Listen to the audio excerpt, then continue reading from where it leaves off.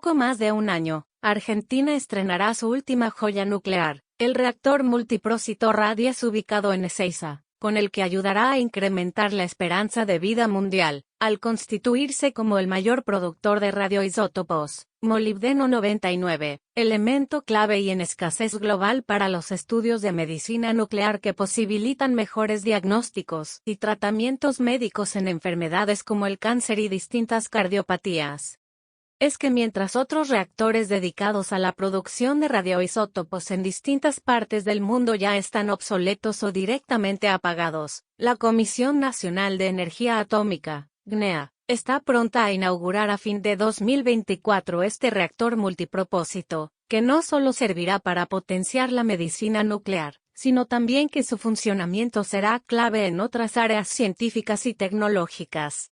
Es que el reactor RADIES fue construido como parte de un gran complejo de instalaciones y laboratorios destinados a múltiples aplicaciones como el estudio de restos fósiles, la caracterización de materiales, la realización de ensayos de nuevos combustibles, y la investigación y desarrollo basados en técnicas neutrónicas. Para ello, se levantaron junto al reactor el Laboratorio Argentino de Haces de Neutrones, LAN, y el Laboratorio de Ensayo de Materiales Irradiados, LEMI, que permitirá afinar el desarrollo de nuevos elementos combustibles destinados a reactores experimentales.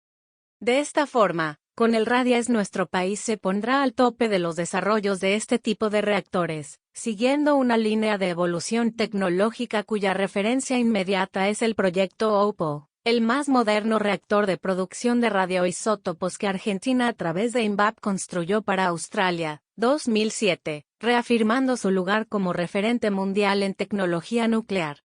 A diferencia de este reactor argentino en Australia de 20 megavatios de potencia, el de Ezeiza tiene 30 megavatios. También tiene posiciones de radiación internas al núcleo para hacer ensayos de materiales, y un dispositivo para irradiar combustibles en condiciones de presión y temperatura de las centrales de potencia. Junto con el reactor OPAL de Australia serán las únicas instalaciones del hemisferio sur a donde se puedan hacer ensayos específicos con haces neutrónicos.